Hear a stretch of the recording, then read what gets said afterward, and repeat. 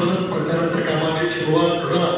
तुम्ही दोघांनी प्रेरणा आणि सरकारच्या माध्यमातून अख्ख्या तालुक्यामध्ये ताबडतोब सुरू करावी.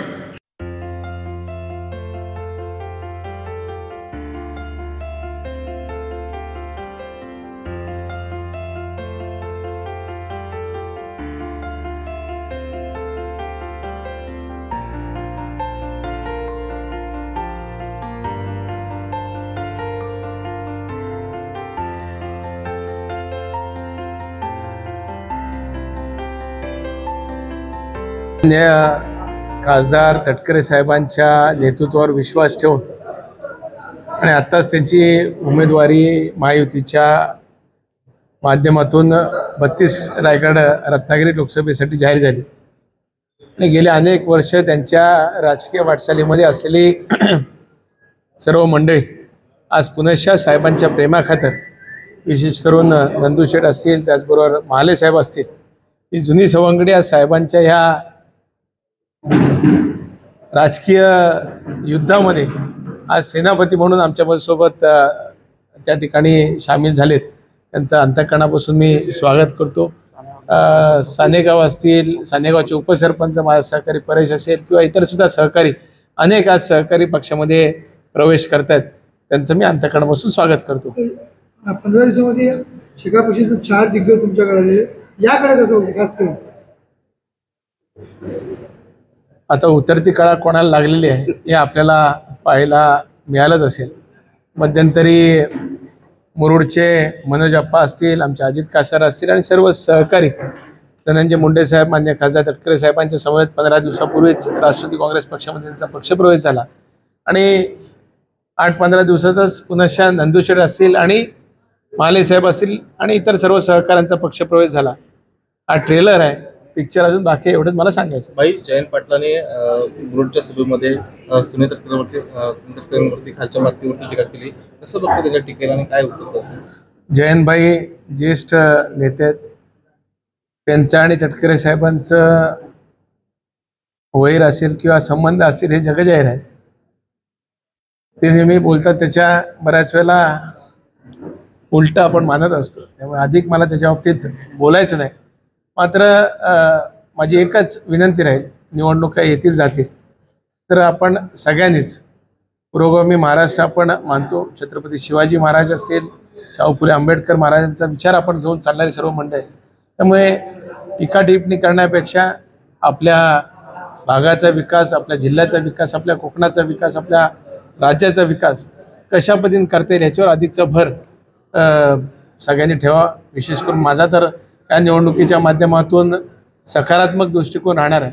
आम्ही जे काही करणार आहोत हा अजेंडा घेऊन लोकांच्या समोर जाणार आहोत.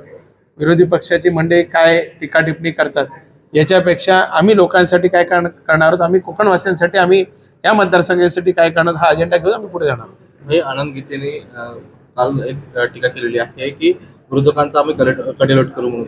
हे तटकरे साहेबांवरती त्यांनी इशारा साधलाय. 2014च्या मोदी साहेबांच्या पहिल्या लाटेत अवघ्या 2000 मतांनी गीतेसाहेब निवडून आली. 19ला तर अभूतपूर्व अशी मोदी साहेबांची लाट होती, त्याच्यामध्ये तटकरे साहेबांनी 34,000 त्यांना पराभूत केलं. त्यामुळे आता 24ला महायुतीचे उमेदवार तटकरे साहेब असल्यामुळे त्यांच्या पायाखालची वाळू आता सरकली आहे. त्याच्यामुळे काय बोलावं हेच त्यांना समजत नाही. त्यामुळे थोडंसं म्हणजे सद्बुद्धी मी म्हणणार नाही, पण परमेश्वराने त्यांची बुद्धी सुस्थितीत ठेवावी एवढीच मी या ठिकाणी व्यक्त करेन. टीका टिप्पणी जरूर त्यांनी करावी, मात्र एका विशिष्ट पातळीपर्यंत त्यांनी ठेवावी, नाहीतर जसाच तसं उत्तर देण्यासाठी आम्ही राष्ट्रवादी पक्षाचे आणि महायुतीचे कार्यकर्ते तयार आहोत. शेतकरी कामगार गोष्टीमध्ये प्रवेश केला, पण 2 वर्षात आम्ही तिथं पाहिलं तर आमच्या मनामध्ये मन घुटमळत होता. कारण ही आज जी सर्व मंडळी तालुक्यातून प्रवेशासाठी आमच्याकडे आली होती, आम्हाला नेहमी आम्ही तटकरे साहेब, लक्ष्मी माली यांनी जवळजवळ 30-35 वर्ष काम केलं. गेले मी 20-22 वर्ष त्याच्यासोबत काम केलं. जेव्हा आम्ही पक्ष सोडून गेलो, थोडे वाद होत आहेत. राजकारणामध्ये सगळं चालतं, कधी वाद होतात, कधी एकत्र येतात. आम्ही तटकरे साहेबांच्या आम्ही जवळ भावासारखे आहोत. पण आम्हाला आता 2 दिवसापूर्वी तटकरे साहेबांची 32 लोकसभा मतदारसंघासाठी ज्यावेळेला खासदाराची घोषणा झाली त्यावेळेला आमच्या मनात शल्य आलं, नाही मला आणि आम्ही दोघांनी विचार केला की आपण आपल्या साहेबासाठी आपण तुम्ही 30 वर्ष 35 वर्ष काम केल्यात, मीच गेली 20-22 वर्ष काम केलं आहे, तर आपण आता पुन्हा साहेबासोबत जाऊन आपण साहेबाला मदत करायला पाहिजे आणि जो चक्रव्यूहामध्ये साहेब अडकलेत तो चक्र आपण कसा बाहेर काढता येईल आपल्या साहेब, आपण सर्वांनीच आपण लवकरपर्यंत पोचूया आणि सर्व कार्यकर्त्यांना असतील, ज्येष्ठ असतील, युवक असतील यांना आपण समजून सांगून टक्के साहेबांना आपण जास्तीत जास्त मतांनी आपण निवडून द्यायला पाहिजे ही आपण अशी शपथ घेऊया. नाराजीचा प्रश्न येत नाही, पण त्याचं कारण एवढंच आहे आम्हाला सवय लागले लोकांमध्ये काम करण्याची, पण तसं त्या शेतकरी कामगार परिषदेमध्ये 2-4 लोक सोडली तर बाकी कोण दिसत नाही काम करणारी मंडळी. आम्ही रोजचे रोज आम्हाला सर्व लोक सोबत पाहिजे आणि पक्ष वाढवल्या दुसरे आम्ही काम करत असतो, पण तसं त्यांना काय वाटत नाही की आपला पक्ष वाढायला पाहिजे म्हणून शेवटी हा आम्ही निर्णय घेतला. फोन केला का जाऊ नका म्हणून? कालपासून कोणी आम्हाला फोन नाही केला, पण आज रात्री सकाळी भाईंचा PAचा फोन मला आला होता. आता आम्ही काही इकडे आल्यामुळे मी फोन उचलला नाही, पण त्यांच्यावर काय आमच्यावर नाराजी नाही, पण शेवटी राजकारणात काही होऊ शकते. उद्या टक्के साहेब भाई एकत्र बसू शकतात, सांगता येत नाही राजकारणामध्ये. त्यामुळं आम्ही जे आहेत त्यांच्यावर काय मी कोणत्याही प्रकारे टीका करणार नाही.